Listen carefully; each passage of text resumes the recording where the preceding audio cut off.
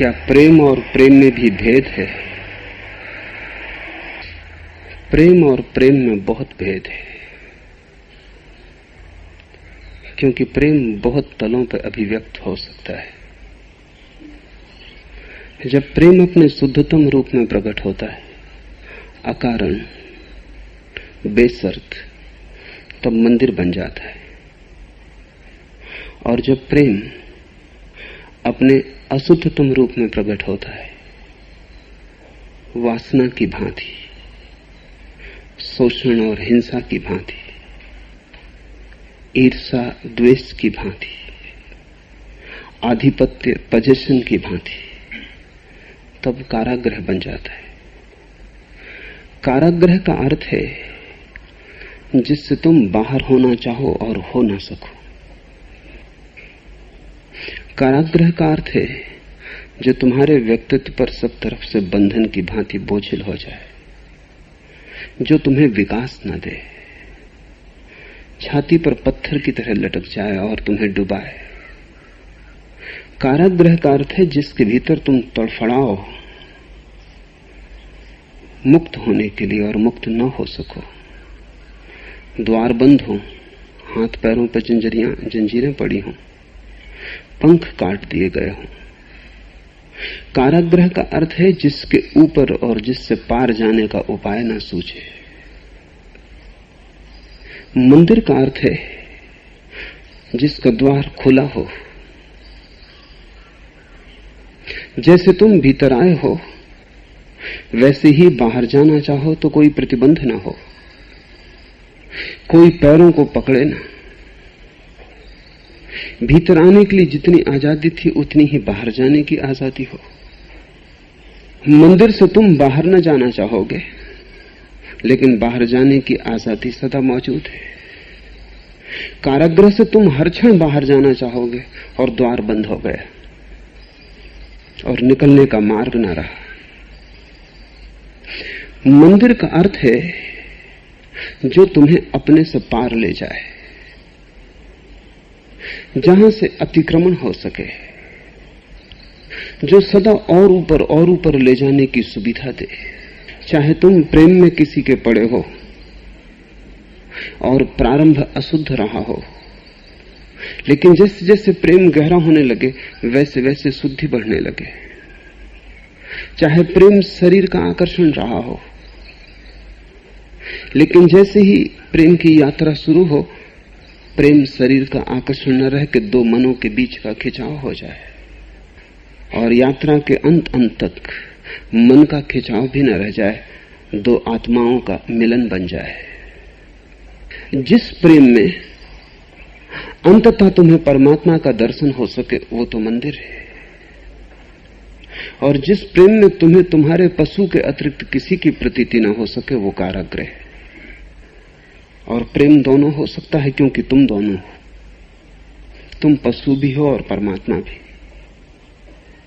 तुम एक सीढ़ी हो जिसका एक छोर पशु के पास टिका है और जिसका दूसरा छोर परमात्मा के पास है, और ये तुम्हारे ऊपर निर्भर है कि तुम सीढ़ी से ऊपर जाते हो या नीचे उतरते हो।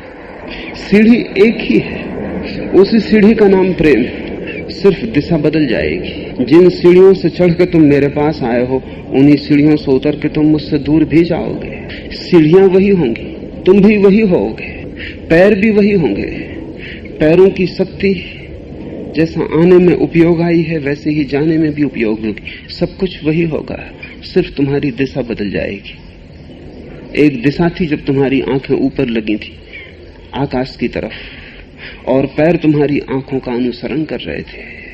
दूसरी दिशा होगी, तुम्हारी आंखें जमीन पे लगी होंगी नीचाइयों की तरफ, और तुम्हारे पैर उसका अनुसरण कर रहे होंगे। साधारणतः प्रेम तुम्हें पशु में उतार देता है, इसलिए तो प्रेम से लोग इतने भयभीत हो गए। घृणा से भी इतने नहीं डरते जितने प्रेम से डरते। शत्रु से भी इतना भय नहीं लगता जितना मित्र से भय लगता है, क्योंकि शत्रु क्या बिगाड़ लेगा। शत्रु और तुम में तो बड़ा फासला है, दूरी है, लेकिन मित्र बहुत कुछ बिगाड़ सकता है और प्रेमी तो तुम्हें बिल्कुल नष्ट कर सकता है, क्योंकि तुमने इतने पास आने का अवसर दिया है। प्रेमी तो तुम्हें बिल्कुल नीचे उतार सकता है, नरकों में। इसलिए प्रेम में लोगों को नरक की पहली झलक मिलती है। इसलिए तो लोग भाग खड़े होते हैं प्रेम की दुनिया से, भगोड़े बन जाते हैं। सारी दुनिया में धर्मों ने सिखाया है प्रेम से बचो। कारण क्या होगा? कारण यही है कि देखा कि 100 में 99 तो प्रेम में सिर्फ डूबते हैं और नष्ट होते हैं। प्रेम की कुछ भूल नहीं है, डूबने वालों की भूल है। और मैं तुमसे कहता हूं, जो प्रेम में नरक में उतर जाते थे वो प्रार्थना से भी नरक में ही उतरेंगे, क्योंकि प्रार्थना प्रेम का ही एक रूप है। और जो घर में प्रेम की सीढ़ी से नीचे उतरते थे वो आश्रम में भी प्रार्थना की सीढ़ी से नीचे ही उतरेंगे। असली सवाल सीढ़ी को बदलने का नहीं है, न सीढ़ी से भाग जाने का है। असली सवाल तो खुद की दिशा को बदलने का है। तो मैं तुमसे नहीं कहता कि तुम संसार को छोड़कर भाग जाना, क्योंकि भागने वाले कुछ नहीं पाते। सीढ़ी को छोड़ के जो भाग गया, एक बात पक्की है कि वो नरक में नहीं उतर सकेगा, लेकिन दूसरी बात भी पक्की है कि स्वर्ग में कैसे उठेगा। तुम खतरे में जीते हो, सन्यासी सुरक्षा में। नरक में जाने का उसका उपाय उसने बंद कर दिया, लेकिन साथ ही स्वर्ग जाने का उपाय भी बंद हो गया, क्योंकि वो एक ही सीढ़ी के दो नाम है। सन्यासी जो भाग गया है संसार से, वो तुम्हारे जैसे दुख में नहीं रहेगा, ये बात तय है। लेकिन तुम जिस सुख को पा सकते थे उसकी संभावना भी उसकी खो गई। माना कि तुम नरक में हो, लेकिन तुम स्वर्ग में हो सकते हो, और उसी सीढ़ी से जिससे तुम नरक में उतरे हो। 100 में 99 लोग नीचे की तरफ उतरते हैं, लेकिन ये कोई सीढ़ी का कसूर नहीं है, ये तुम्हारी ही भूल है। और स्वयं को न बदल के सीढ़ी पर कसूर देना, स्वयं की आत्मक्रांति न करके सीढ़ी की निंदा करना बड़ी गहरी नासमझी है। अगर सीढ़ी तुम्हें नरक की तरफ उतार रही है तो पक्का जान लेना कि यही सीढ़ी तुम्हें स्वर्ग की तरफ उठा सकेगी। तुम्हें दिशा बदलनी है, भागना नहीं। क्या होगा दिशा का रूपांतरण? जब तुम किसी को प्रेम करते हो, वो कोई भी हो, मां हो, पिता हो, पत्नी हो, प्रेयसी हो, मित्र हो, बेटा हो, बेटी हो, कोई भी हो, प्रेम का गुण तो एक है। किससे प्रेम करते हो ये बड़ा सवाल नहीं है। जब भी तुम प्रेम करते हो तो दो संभावनाएं। एक तो ये कि जिसे तुम प्रेम करना चाहते हो या जिसे तुम प्रेम करते हो उस पर तुम प्रेम के माध्यम से आधिपत्य करना चाहो, मालकियत करना चाहो, तुम नरक की तरफ उतरने शुरू हो गए। प्रेम जहां पोजीशन बनता है, प्रेम जहां परिग्रह बनता है, प्रेम जहां आधिपत्य लाता है, प्रेम ना रहा, यात्रा गलत हो गई। जिसे तुमने प्रेम किया है उसके तुम मालिक बनना चाहो, बस भूल हो गई। क्योंकि मालिक तुम जिसके भी बन जाते हो, तुमने उसे गुलाम बना दिया। और जब तुम किसी को गुलाम बनाते हो तो याद रखना उसने भी तुम्हें गुलाम बना दिया, क्योंकि गुलामी एक तरफा नहीं हो सकती, वो दुधारी धार है। जब भी तुम किसी को गुलाम बनाओगे तुम भी उसके गुलाम बन जाओगे। ये हो सकता है कि तुम छाती पे ऊपर बैठे हो और वो नीचे पड़ा है, लेकिन न तो वो तुम्हें छोड़ के भाग सकता है न तुम उसे छोड़ के भाग सकते हो। गुलामी पारस्परिक है। तुम भी उससे बंध गए हो जिसे तुमने बांध लिया। बंधन कभी एक तरफा नहीं होता। अगर तुमने आधिपत्य करना चाहा तो दिशा नीचे की तरफ शुरू हो गई। जिसे तुम प्रेम करो उसे मुक्त करना, तुम्हारा प्रेम उसके लिए मुक्ति बने। जितना ही तुम उसे मुक्त करोगे तुम पाओगे कि तुम मुक्त होते चले जा रहे हो, क्योंकि मुक्ति भी दुधारी तलवार है। तुम जब अपने निकट के लोगों को मुक्त करते हो तब तुम अपने को भी मुक्त कर रहे हो, क्योंकि जिसे तुमने मुक्त किया उसके द्वारा तुम्हें गुलाम बनाए जाने का उपाय नष्ट कर दिया तुमने। जो तुम देते हो वही तुम्हें उत्तर में मिलता है। जब तुम गाली देते हो तब गालियों की वर्षा हो जाती, जब तुम फूल देते हो तब फूल लौट आते हैं। संसार तो प्रतिध्वनि करता है। संसार तो एक दर्पण जिसमें तुम्हें अपना ही चेहरा हजार हजार रूपों में दिखाई पड़ता है। जब तुम किसी को गुलाम बनाते हो तब तुम भी गुलाम बन रहे हो। प्रेम कारागृह बनने लगा। ये मत सोचना कि दूसरा तुम्हें कारागृह में डालता है। दूसरा तुम्हें कैसे डाल सकता है? दूसरे की सामर्थ्य क्या? तुम ही दूसरे को कारागृह में डालते हो, तब तुम कारागृह में पड़ते हो। ये साझेदारी है। तुम उसे गुलाम बनाते हो, वो तुम्हें गुलाम बनाता है। पति पत्नियों को देखो, वो एक दूसरे के गुलाम हो गए। और स्वभाव था, जो तुम्हें गुलाम बनाता है उसे तुम प्रेम कैसे कर पाओगे? भीतर गहरे में रोष होगा, क्रोध होगा, गहरे में प्रतिशोध का भाव होगा, और वो हजार हजार ढंग से प्रकट होगा। छोटी छोटी बात में प्रकट होगा। क्षुद्र क्षुद्र बातों में पति पत्नियों को तुम लड़ते पाओगे। प्रेमियों को तुम ऐसी क्षुद्र बातों पर लड़ते पाओगे कि ये तुम मान ही नहीं सकते कि इनके जीवन में प्रेम उतरा होगा। प्रेम जैसी महाघटना जहां घटी हो, वहां ऐसी क्षुद्र बातों की कलह उठ सकती। ये क्षुद्र बातों की कलह बता रही है कि सीढ़ी नीचे की तरफ लग गई है। जब भी तुम किसी पर आधिपत्य करना चाहोगे, तुमने प्रेम की हत्या कर दी। प्रेम का शिशु पैदा भी ना हो पाया, गर्भपात हो गया। अभी जन्मा भी ना था कि तुमने गर्दन दबा दी।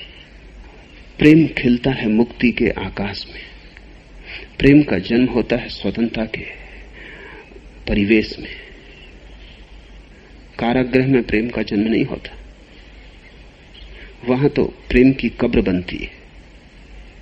और जब तुम दूसरे पे आधिपत्य करोगे, तब तुम धीरे धीरे पाओगे प्रेम तो न मालूम कहां तिरोहित हो गया, और प्रेम की जगह कुछ बड़ी विकृतियां छूट गई। ईर्षा। जब तुम दूसरे पे आधिपत्य करोगे, तब ईर्षा पैदा हो जाएगी। अगर तुम्हारी पत्नी किसी के साथ थोड़ी हंस के भी बोल रही, प्राण कंपित हो गए। ये तो पत्नी तुम्हारे कारागृह के बाहर जाने के लिए कोई झरोखा बना रही, ये तो सेंध मालूम पड़ती है, दीवार तोड़ के बाहर निकलने का उपाय। तुम्हारी पत्नी और किसी और के साथ हंसे, तुम्हारी पत्नी और किसी और से बात करे, तुम्हारा पति किसी और स्त्री के सौंदर्य का गुणगान करे, नहीं, यह असंभव है। क्योंकि ये तो प्रथम से ही खतरा है। ये तो स्वतंत्र होने की चेष्टा है। इसको पहले ही प्रेमी मार डालते हैं। ईर्षा का जन्म होता है। और ध्यान रखना, अगर तुम एक स्त्री को प्रेम करते हो, तो वस्तुतः उस स्त्री के द्वारा तुम सभी स्त्रियों को प्रेम करते हो। वो स्त्री प्रतिनिधि है, वो प्रतीक है। उस स्त्री में तुमने स्त्रीणता को प्रेम किया है। जब तुम किसी एक पुरुष को प्रेम करते हो, तो उस पुरुष में तुमने सारे जगत के पुरुषों को प्रेम कर लिया, जो आज मौजूद है, जो कभी मौजूद थे, जो कभी मौजूद होंगे। व्यक्तित्व तो ऊपर ऊपर है, भीतर तो शुद्ध ऊर्जा है पुरुष होने की या स्त्री होने की। जब तुम एक स्त्री के सौंदर्य का गुणगान करते हो, तब यह कैसे हो सकता है कि सौंदर्य को परखने वाली ये आंखें राह से गुजरती दूसरी स्त्री को जब वो सुंदर हो तो उसमें सौंदर्य न देखें? ये कैसे हो सकता है? ये तो असंभव है। लेकिन इस सौंदर्य के देखने में कुछ पाप नहीं है। ये कैसे हो सकता है कि जब तुमने एक दिए में रोशनी देखी और आह्लादित हुए, तो दूसरे दिए में रोशनी देख के तुम आह्लादित ना हो जाओ? लेकिन एक स्त्री कोशिश करेगी कि तुम्हें अब सौंदर्य कहीं और दिखाई ना पड़े, और एक पुरुष कोशिश करेगा अब स्त्री को ये सारा संसार पुरुष से शून्य हो जाए, बस मैं ही एक पुरुष दिखाई पड़ूं। तब एक बड़ी संकटपूर्ण स्थिति पैदा होती। स्त्री कोशिश में लग जाती इस पुरुष को कहीं कोई सुंदर स्त्री न दिखाई पड़े। धीरे धीरे ये पुरुष अपनी संवेदनशीलता को मारने लगता है, क्योंकि संवेदनशीलता रहेगी तो सौंदर्य दिखाई पड़ेगा। सौंदर्य का किसी ने ठेका नहीं लिया है, जहां होगा वहां दिखाई पड़ेगा। और अगर प्रेम स्वतंत्र हो तो हर जगह हर सौंदर्य में इस व्यक्ति को अपनी प्रेयसी दिखाई पड़ेगी और प्रेम गहरा होगा। लेकिन स्त्री काटेगी संवेदनशीलता को, पुरुष काटेगा स्त्री की संवेदनशीलता को। दोनों एक दूसरे की संवेदना को मार डालेंगे। और जब पुरुष को कोई भी स्त्री सुंदर नहीं दिखाई पड़ेगी, तो तुम सोचते हो घर में जो स्त्री बैठी है वो सुंदर दिखाई पड़ेगी? वो सबसे ज्यादा कुरूप स्त्री हो जाएगी। उसी के कारण सौंदर्य का बोध ही मर गया। तो तुम सोचते हो जिस स्त्री को कोई पुरुष सुंदर दिखाई ना पड़ेगा, उसे घर का पुरुष सुंदर दिखाई पड़ेगा। जब पुरुष ही सुंदर नहीं दिखाई पड़ते, तो इस भीतर का जो पुरुषत्व है वो भी अब आकर्षण नहीं लाता। तुम ऐसा ही समझो कि तुमने तय कर लिया हो कि तुम जिस स्त्री को प्रेम करते हो बस उसके पास ही सांस लोगे, शेष समय सांस बंद रखोगे। और तुम्हारी स्त्री कहे कि देखो तुम और कहीं सांस मत लेना, तुमने खुद ही कहा है कि तुम्हारा जीवन बस तेरे लिए है, तो जब मेरे पास रहो श्वास लेना, जब और कहीं रहो तो श्वास बंद रखना। तब क्या होगा? अगर तुमने ये कोशिश की तो दोबारा जब तुम इस स्त्री के पास आओगे तुम लाश होगे, जिंदा आदमी नहीं। और जब तुम और कहीं श्वास न ले सकोगे तो तुम सोचते हो इस स्त्री के पास श्वास ले सकोगे, तुम मुर्दा हो जाओगे। ऐसे प्रेम कारागृह बनता है। प्रेम बड़े आश्वासन देता है और आश्वासनों को पूरा कर सकता है, लेकिन वो पूरे हो नहीं पाते। इसलिए हर व्यक्ति प्रेम के विश्वास से भर जाता है, क्योंकि प्रेम ने बड़े सपने दिए थे, बड़े इंद्रधनुष निर्मित किए थे, सारे जगत के काव्य का वचन दिया था कि तुम्हारे ऊपर वर्षा होगी। और जब वर्षा होती तो तुम पाते हो कि वहां ना तो कोई काव्य है, ना कोई सौंदर्य, सिवाय कलह, उपद्रव, संघर्ष, क्रोध, ईर्षा, वैमनस्य के सिवाय कुछ भी नहीं। तुम गए थे किसी व्यक्ति के साथ स्वतंत्रता के आकाश में उड़ने, तुम पाते हो कि पंख कट गए। तुम गए थे स्वतंत्रता की सांस लेने, तुम पाते हो गर्दन घुट गई। प्रेम फांसी बन जाता है 100 में 99 मौके पर, लेकिन प्रेम के कारण नहीं, तुम्हारे कारण। तुम्हारे धर्मगुरुओं ने कहा प्रेम के कारण, वहां मेरा फर्क है। और तुम्हारे धर्मगुरु तुम्हें ज्यादा ठीक मालूम पड़ेंगे, क्योंकि जिम्मेदारी तुम्हारे ऊपर से उठा रहे हैं। वो कह रहे हैं ये प्रेम का ही उपद्रव है। पहले ही कहा था कि पढ़ना ही मत इस उपद्रव में, दूर ही रहना। तो तुम्हारे धर्मगुरु प्रेम की निंदा करते रहे। तुम्हें भी जस्ती है बात, जस्ती है इसलिए तुम्हारे धर्मगुरु तुम्हें दोषी नहीं ठहराते, प्रेम को दोषी ठहराते। मन हमेशा राजी, दोष कोई और पर जाए तो हमेशा प्रसन्न हो। मैं तुम्हें दोषी ठहराता हूं, 100% तुम्हें दोषी ठहराता हूं। प्रेम की जरा भी भूल नहीं।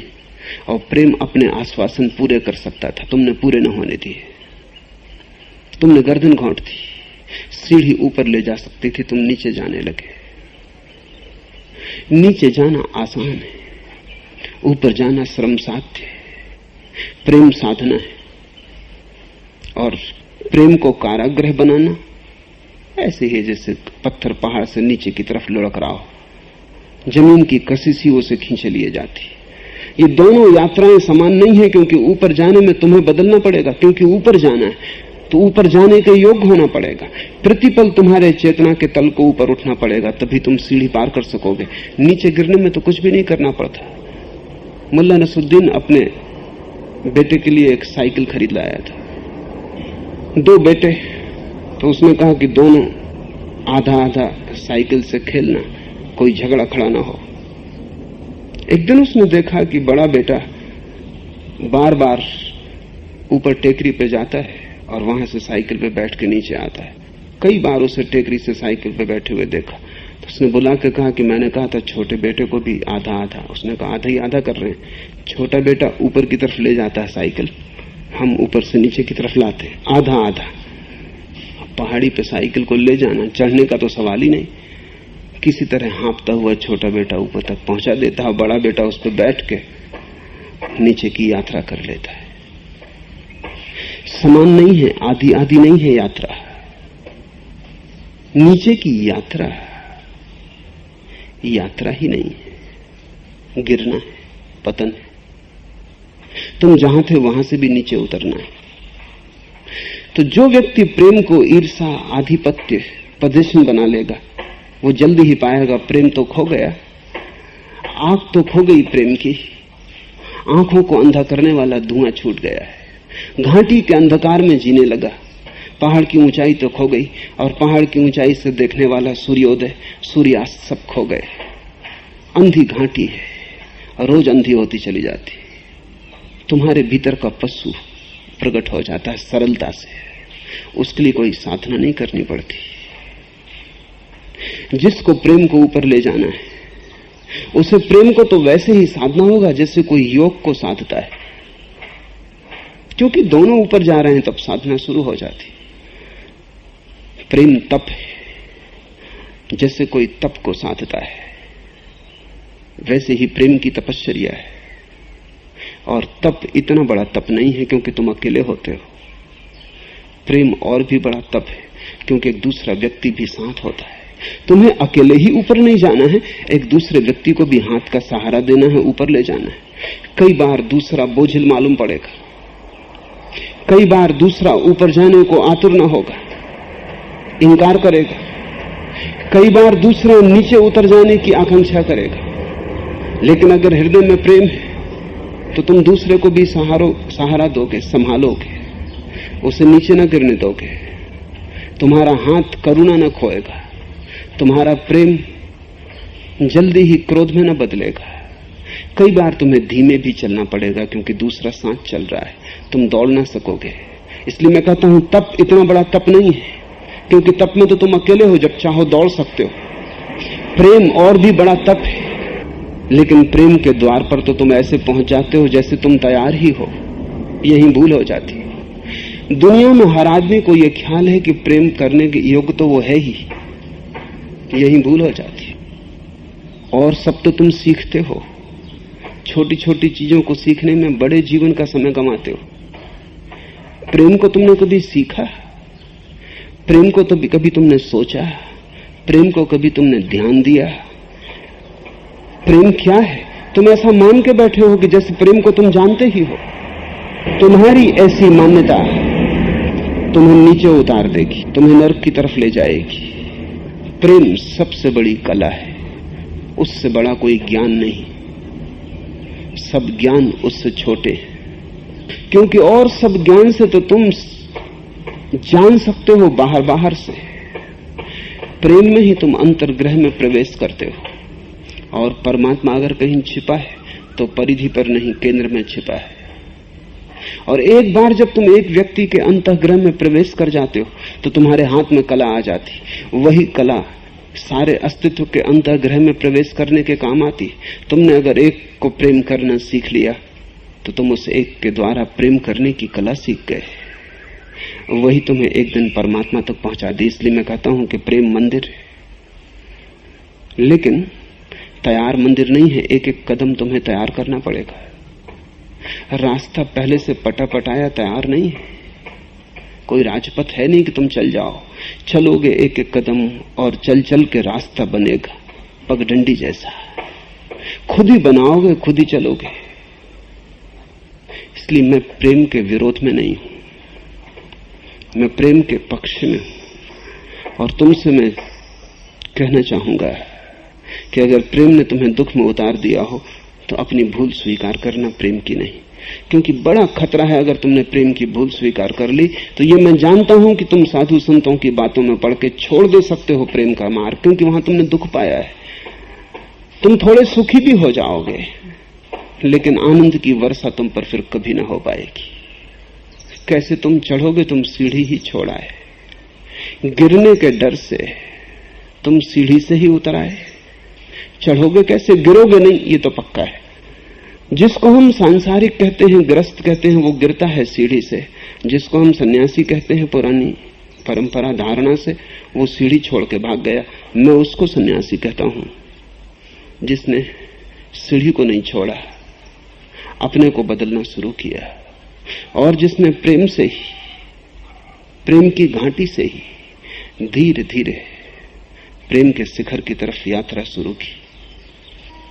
कठिन है। जीवन की संपदा मुफ्त नहीं मिलती, कुछ चुकाना पड़ेगा। अपने से ही पूरा चुकाना पड़ेगा, अपने को ही दांव पे लगाना पड़ेगा। और प्रेम जितनी कसौटी मांगता है, कोई चीज कसौटी नहीं मांगती। इसलिए कमजोर भाग जाते हैं, और भागकर कोई कहीं नहीं पहुंचता। प्रेम के द्वार से गुजरना ही होगा। हाँ, उसके पार जाना है, वहीं रुक नहीं जाना। वो सिर्फ द्वार है। जापान में एक मंदिर है, वैसे ही सब मंदिर होने चाहिए। वो मंदिर सिर्फ एक द्वार है, उसमें कोई दीवार नहीं है, भीतर कुछ भी नहीं है, सिर्फ एक द्वार है। मंदिर एक द्वार है, किसी अज्ञात लोक की तरफ खुलता है। अतीत पीछे छूट जाता है, भविष्य की तरफ खुलता है। समय पीछे छूट जाता है, कालातीत की तरफ खुलता है। क्षुद्र क्षणभंगुर पीछे छूट जाता है, शाश्वत के प्रति खुलता है। लेकिन सिर्फ एक द्वार है। जो मंदिर में रुक गया वो ना समझ। मंदिर कोई रुकने की जगह नहीं। पड़ाव कर लेना, रात भर के लिए विश्राम कर लेना, लेकिन सुबह ही यात्रा पर निकल जाना। प्रेम को कैसे मंदिर बनाओगे? आधिपत्य मत करना जिससे प्रेम करो।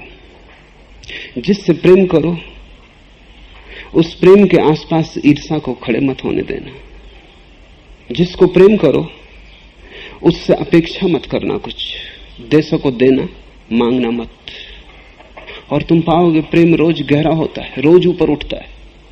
और तुम पाओगे कि धीरे धीरे धीरे धीरे नए पंख उगने लगे तुम्हारे जीवन में। चेतना नई यात्रा पर जाने के लिए समर्थ होने लगी। लेकिन इन भूलों के प्रति सजग रहना। ये भूलें बिल्कुल सामान्य है और तुम प्रेम में पड़ते भी नहीं कि ये भूलें शुरू हो जाती। तुम अपेक्षा शुरू कर देते हो। जहां अपेक्षा की वहां सौदा शुरू हो गया, प्रेम न रहा। तुम जिसको प्रेम करो उसे स्वयं होने की पूरी स्वतंत्रता देना।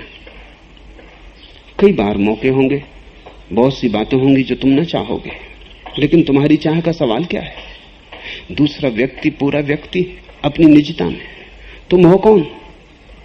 वो जैसा है तुम उसे प्रेम करने के अधिकारी हो, लेकिन तुम उसे काट छांट मत करना। तुम ये मत कहना कि तू ऐसा हो जा तब हम तुझे प्रेम करेंगे। एक महिला मेरे पास आती, प्रेम विवाह किया था, लेकिन एक छोटी सी बात पे सब नष्ट हो गया कि पति सिगरेट पीते। वो ये बर्दाश्त नहीं कर सकती, उनके मुंह से बास आती, रात उनके साथ सो नहीं सकती, दूसरे कमरे में पति सोते। 20 साल इस छोटी सी बात की कलह में बीत गए हैं कि पति पे जिद है कि वो सिगरेट छोड़े। पति की भी जिद है कि पत्नी चाहे छूट जाए, सिगरेट नहीं छूट सकती। और दोनों प्रेम में थे और मां बाप के विरोध में शादी की थी। शादी बड़ी मुश्किल थी, दोनों अलग अलग जाति को हैं, अलग धर्मों के हैं, दोनों के परिवार विरोध में थे। सब दांव पर लगा के शादी की थी और सब दांव सिगरेट पर लग गया। मैंने उन्हें कहा तुम कभी ये भी तो सोचो कि तुमने किस छोटी सी बात के लिए सब खो दिया है। लेकिन अहंकार प्रबल है और पत्नी कहती है कि मैं अपनी शर्त से नीचे उतरने को राजी नहीं। 20 साल गए और जिंदगी चली जाएगी। लेकिन जब तुम किसी एक व्यक्ति को प्रेम करते हो, समझ लो उसे पायरिया हो जाए तो क्या करोगे? उसके मुंह से थोड़ी बांस आने लगे तो क्या करोगे? क्या प्रेम इतना छोटा है कि उतनी सी बांस न झेल सकेगा? समझो कि कल वो आदमी बीमार हो जाए, लंगड़ा लूला हो जाए, बिस्तर से लग जाए तो तुम क्या करोगे? कल बूढ़ा होगा, शरीर कमजोर होगा तो तुम क्या करोगे? प्रेम बेशर्त है। प्रेम सभी सीमाओं को पार करके मौजूद रहेगा, सुख में, दुख में, जवानी में, बुढ़ापे में। सिगरेट को पत्नी नहीं झेल पाती, प्रेम सिगरेट से छोटा मालूम पड़ता है। सिगरेट बड़ी मालूम पड़ती, उसके लिए प्रेम खोने को राजी है, लेकिन प्रेम के लिए सिगरेट की बांस झेलने को राजी नहीं। पति पत्नी से दूर रहने को राजी है, लेकिन सिगरेट छोड़ने को राजी नहीं। धुआं बाहर भीतर लेना ज्यादा मूल्यवान मालूम पड़ता है, पत्नी कौड़ी की मालूम पड़ती। ये कैसा प्रेम है? लेकिन अक्सर सभी प्रेम इसी जगह अटके। सिगरेट की जगह दूसरे बहाने होंगे, दूसरी खूंटियां होंगी, लेकिन अटके। अगर तुमने चाहा कि दूसरा ऐसा व्यवहार करे जैसा मैं चाहता हूं, बस तुमने प्रेम के जीवन में विष डालना शुरू कर दिया। और जैसे ही तुम ये चाहोगे, दूसरा भी अपेक्षाएं शुरू कर देगा। तब तुम एक दूसरे को सुधारने में लग गए। प्रेम किसी को सुधारता नहीं, यद्यपि प्रेम के माध्यम से आत्मक्रांति हो जाती, लेकिन प्रेम किसी को सुधारने की चेष्टा नहीं करता। सुधार घटता है, सुधार अपने से होता है। जब तुम किसी को आपूर्व प्रेम करते हो, इतना प्रेम करते हो जितना कि तुम्हारे प्राण कर सकते हैं, रत्ती भर बाकी नहीं रखते, तो क्या प्रेमी में इतनी समझ ना आ सकेगी तुम्हारे इतने प्रेम के बाद भी कि सिगरेट छोड़ दे? इतनी समझ ना आ सकेगी इतने बड़े प्रेम के बाद? तब तो प्रेम बहुत नपुंसक है। और प्रेम नपुंसक नहीं है, प्रेम से बड़ी कोई शक्ति नहीं है। तुम्हारा प्रेम ही छुड़ा देगा, लेकिन अपेक्षा मत करना। अपेक्षा की कि घाटी की तरफ तुम उतरने लगे। अपेक्षा की और सुधारना चाहा कि बस मुसीबत हो गई। छोटे छोटे बच्चे तुम्हारे घर में पैदा होंगे, उनको तुम प्रेम करते हो, लेकिन प्रेम से ज्यादा उनकी सुधार की चिंता बनी रहती है। बस उसी सुधार में तुम्हारा प्रेम मर जाता है। कोई बच्चा अपने माँ बाप को कभी माफ नहीं कर पाता, नाराजगी आखिर तक रहती है। पैर भी छू लेता है क्योंकि उपचार है, छूना पड़ता है, लेकिन भीतर माँ बाप दुश्मन ही मालूम होते रहते हैं, क्योंकि ऐसी छोटी छोटी चीजों पर उन्होंने बच्चे को सुधारने की कोशिश की। बच्चे को क्या समझ में आता है? उसे समझ में आता है कि जैसा मैं हूं वैसा प्रेम के योग्य नहीं, जैसा मैं हूं उतना काफी नहीं, जैसा मैं हूं उसको काटना पीटना बनाना पड़ेगा, तब प्रेम के योग्य हो पाऊंगा। बच्चे को इसमें निंदा का स्वर मालूम पड़ता है, निंदा का स्वर है। ध्यान रखना, प्रेम सिर्फ प्रेम करता है, किसी को सुधारना नहीं चाहता। और प्रेम बड़े सुधार पैदा करता है।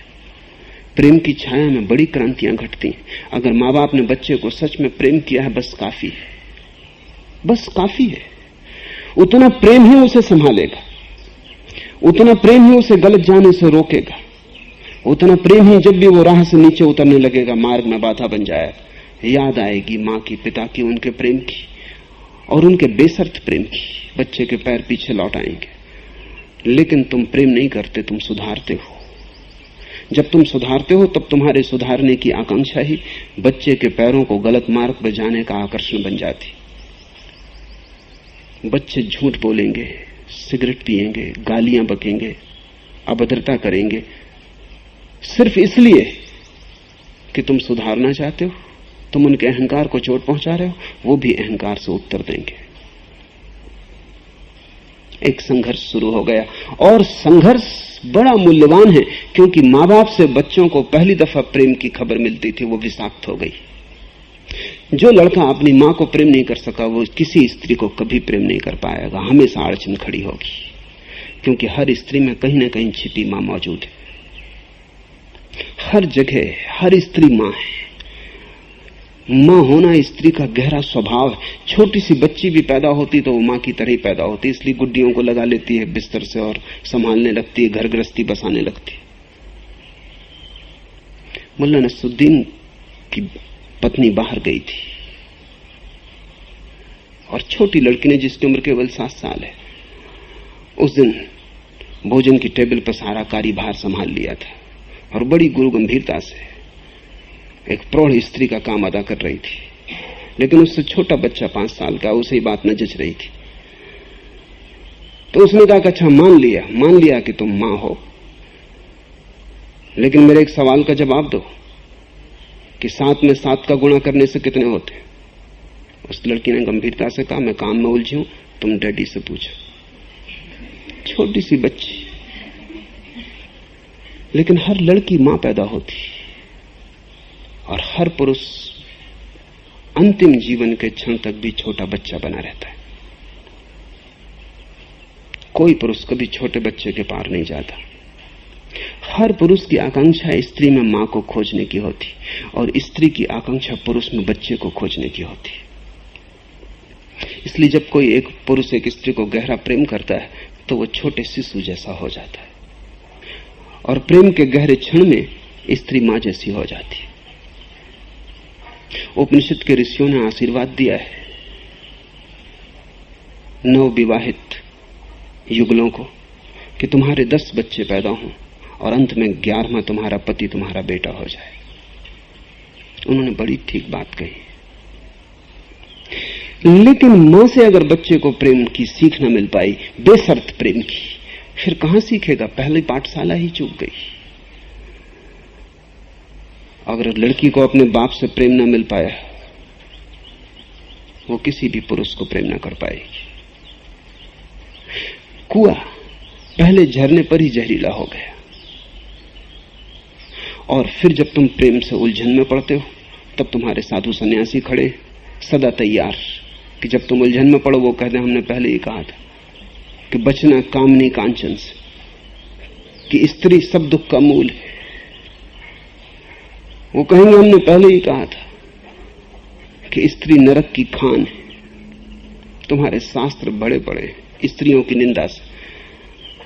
पुरुषों की निंदा नहीं है क्योंकि किसी स्त्री ने शास्त्र नहीं लिखा, नहीं तो इतनी निंदा पुरुषों की होती, क्योंकि स्त्री भी तो उतने नरक में जी रही जितने नरक में तुम जी रहे हो। लेकिन चूंकि लिखने वाले सब पुरुष थे, पक्षपात था, स्त्रियों की निंदा है। किसी तुम्हारे संत पुरुषों ने नहीं कहा कि पुरुष नरक की खान, स्त्रियों के लिए तो वो भी नरक की खान है, अगर स्त्रियां पुरुष के लिए नरक की खान। नरक दोनों साथ साथ जाते हैं, हाथ में हाथ। अकेला पुरुष तो जाता नहीं, अकेली स्त्री तो जाती नहीं। लेकिन चूंकि स्त्रियों ने कोई शास्त्र नहीं लिखा, स्त्रियों ने ऐसी भूल ही नहीं की शास्त्र वगैरह लिखने की।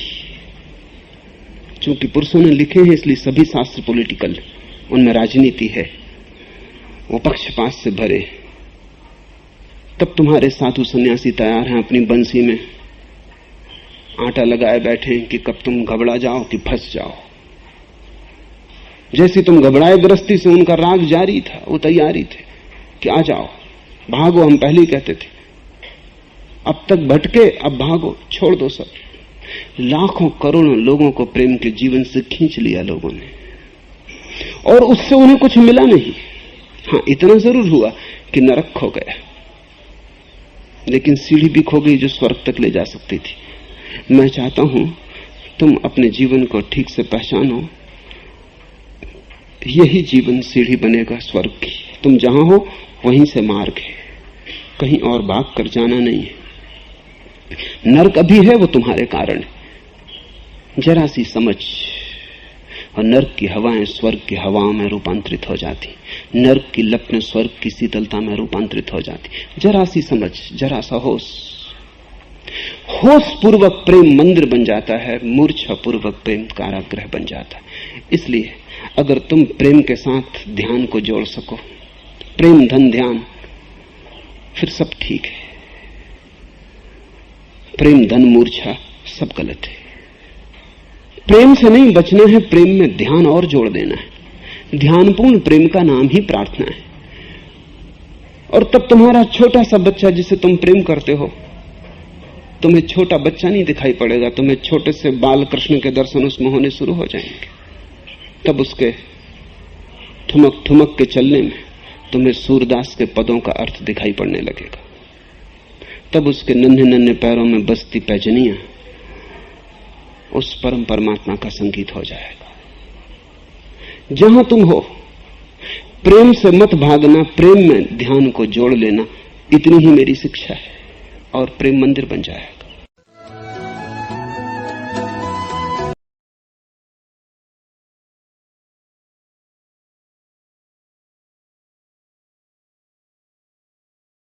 बाहर है अभिव्यक्ति, आत्मा तो भीतर है, और बाहर की अभिव्यक्ति को जो जीवन समझ लेते हैं, उनका सारा जीवन मृत्यु के भय से आक्रांत होता है। वे जीते हैं तो भी मरे मरे और डरे हुए कि कभी भी मर जाएं, किसी क्षण मर जाएं। और यही मरने से डरे हुए लोग किसी की मौत पर रोते और परेशान होते। ये उन किसी की मौत पर रोके और परेशान नहीं हो रहे हैं, हर मौत इन्हें इनकी मौत की खबर ले आती है। हर मौत इन्हें खबर लाती है इनकी मौत की। और जो अपने हैं, बहुत निकट हैं, उनकी मौत बहुत जोर से खबर लाती है अपनी मौत की। और तब प्राण भीतर कब जाते हैं, तब भय पकड़ लेता है, तब कंपन पकड़ लेता है। और उस कंपन में, उस भय में आदमी अच्छी अच्छी बातें सोचता है। आत्मा अमर है, आत्मा अमर है, हम तो भगवान के अंश हैं, हम तो ब्रह्म के स्वरूप हैं। ये सब बकवास की बातें हैं, और ये अपने को धोखा देने से ज्यादा नहीं, ये सेल्फ डिसेप्शन। ये मौत से डरा हुआ आदमी अपने को मजबूत करने के लिए दोहराता है कि आत्मा अमर है। वो ये कह रहा है कि नहीं नहीं, मुझे नहीं मरना पड़ेगा, आत्मा अमर है। लेकिन कप रहे हैं प्राण, वो कह रहा है आत्मा अमर है। जो आदमी जानता है कि आत्मा अमर है, उसे एक बार भी ये दोहराने की जरूरत नहीं है कि आत्मा अमर है, क्योंकि वो जानता है, बात खत्म हो गई। लेकिन ये मौत से डरने वाले लोग मौत से डरते हैं, जीवन को जान नहीं पाते, और फिर बीच में एक नई तरकीब और एक नया धोखा पैदा करते हैं कि आत्मा अमर है। इसीलिए तो आत्मा को अमर मानने वाले लोगों से ज्यादा मौत से डरने वाली कौम खोजनी कठिन। इस देश में ही ये दुर्भाग्य घटित हुआ है। इस देश में आत्मा की अमरता मानने वाले सर्वाधिक लोग हैं पृथ्वी पर, और इस देश में मौत से डरने वाले कायरों की संख्या भी सर्वाधिक है। ये दोनों बातें एक साथ कैसे हो गई? जो जानते हैं कि आत्मा अमर है उनके लिए तो मृत्यु हो गई समाप्त, उनके लिए तो भय हो गया विसर्जित, उन्हें तो अब कोई मार नहीं सकता, उन्हें तो अब कोई नहीं मार सकता। और दूसरी बात भी ध्यान में ले लेना, ना उन्हें कोई मार सकता है, ना वो भ्रम में हो सकते हैं कि मैं किसी को मार सकता हूं, क्योंकि मारने की घटना ही खत्म हो गई। और इस राज को थोड़ा समझ लेना जरूरी है। जो लोग कहेंगे आत्मा अमर है, जो लोग कहेंगे आत्मा अमर है, वे मौत से डरे हुए हैं और दोहरा रहे हैं कि आत्मा अमर है। और साथ ही ऐसे मौत से डरने वाले लोग अहिंसा की भी बहुत बात करेंगे। इसलिए नहीं कि वो किसी को न मारे, बल्कि इसलिए कि बहुत गहरे में कोई उन्हें मारने को तैयार ना हो जाए। दुनिया अहिंसक होनी चाहिए। क्यों कहेंगे तो वो यही कि किसी को भी मारना बुरा है, लेकिन बहुत गहरे में वो ये कह रहे हैं कि कोई मुझे मार ना डाले। किसी को भी मारना बुरा है, लेकिन अगर उन्हें पता चल गया है कि मृत्यु होती ही नहीं, तो न मरने का डर है और न मारने का डर है, और न ये अर्थपूर्ण बातें रह गई। कृष्ण ने कहा अर्जुन से कि तू भयभीत मत हो, क्योंकि तू जिन्हें सामने खड़े देख रहा है वे बहुत बार रहे हैं पहले भी। तू भी था, मैं भी था, हम सब बहुत बार थे और हम सब बहुत बार होंगे। जगत में कुछ भी नष्ट नहीं होता है, इसलिए न मरने का डर है न मारने का डर है। सवाल है जीवन को जीने का, और जो मरने और मारने दोनों से डरते हैं वे जीवन की दृष्टि में एकदम नपुंसक और इम्पोर्टेंट हो जाते हैं। जो न मर सकता है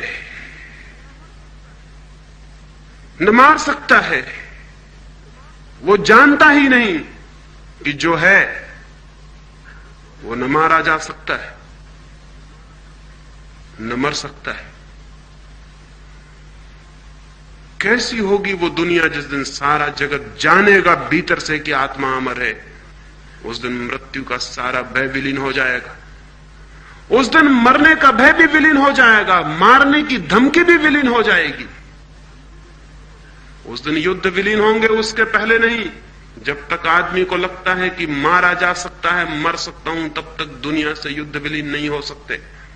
चाहे गांधी समझाएं अहिंसा, और चाहे बुद्ध, और चाहे महावीर, चाहे सारी दुनिया में अहिंसा के कितने ही पाठ पढ़ाए जाएं, जब तक मनुष्य को भीतर से यह अनुभव नहीं पैदा हो सकता कि जो है वो अमृत है, तब तक दुनिया में युद्ध बंद नहीं हो सकते। और जिनके हाथों में तलवारें दिखती हैं, ये मत समझ लेना कि वो बहुत बहादुर लोग हैं। तलवार सबूत है कि यह आदमी भीतर से डरपोक है, कायर है, कावड़ है।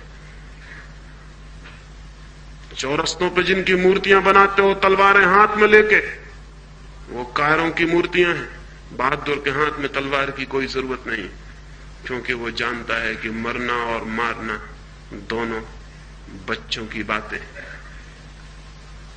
लेकिन एक अद्भुत प्रवंचना आदमी पैदा करता है।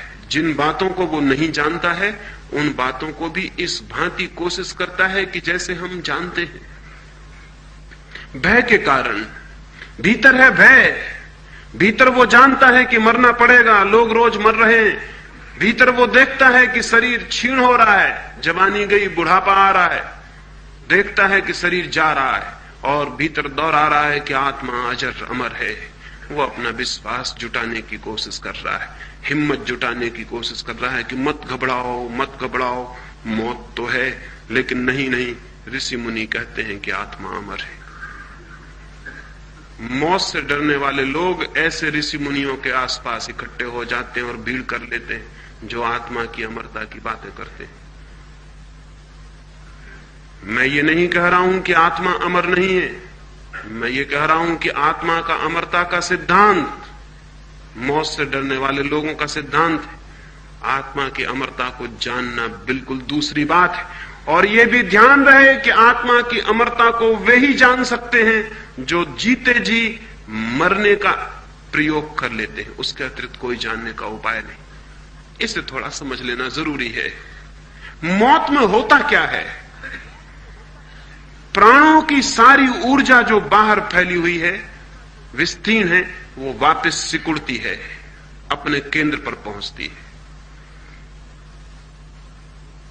जो ऊर्जा प्राणों की सारे शरीर के कोने कोने तक फैली हुई है, वो सारी ऊर्जा वापस सिकुड़ती है, बीच में वापस लौटती है। शरीर जैसे एक दिए को हम मंदा करते जाएं, धीमा करते जाएं, तो फैला हुआ प्रकाश सिकुड़ आएगा, अंधकार गिरने लगेगा, प्रकाश सिकुड़ के फिर दिए के पास आ जाएगा। हम और धीमा करते जाएं और धीमा, और फिर प्रकाश बीज रूप में, अनुरूप में निहित हो जाएगा, अंधकार घेर लेगा। प्राणों की जो ऊर्जा फैली हुई है जीवन की, वो सिकुड़ती है, वापस लौटती है अपने केंद्र पर, नई यात्रा के लिए फिर बीज बनती है, फिर अणु बनती है। ये जो सिकुड़ाव है, इसी सिकुड़ाव से, इसी संकोच से पता चलता है कि मरा मैं मरा, क्योंकि जिसे मैं जीवन समझता था वो जा रहा है, सब छूट रहा है, हाथ पैर शिथिल होने लगे, श्वास खोने लगी, आंखों ने देखना बंद कर दिया, कानों ने सुनना बंद कर दिया। ये तो सारी इंद्रियां, ये सारा शरीर किसी ऊर्जा के साथ संयुक्त होने के कारण जीवंत था, वो ऊर्जा वापस लौटने लगी। देह तो मुर्दा है, वो फिर मुर्दा रह गई। घर का मालिक घर छोड़ने की तैयारी करने लगा, घर उदास हो गया, निर्जन हो गया, लगता है मरा मैं। मृत्यु के इस क्षण में पता चलता है कि जा रहा हूं, डूब रहा हूं, समाप्त हो रहा हूं। और इस घबराहट के कारण कि मैं मर रहा हूं, इस चिंता और उदासी के कारण, इस पीड़ा, इस एंग्विश के कारण, ये एंजाइटी कि मैं मर रहा हूं, समाप्त हो रहा हूं, ये इतनी ज्यादा चिंता पैदा कर देती है मन में कि वो उस मृत्यु के अनुभव को भी जानने से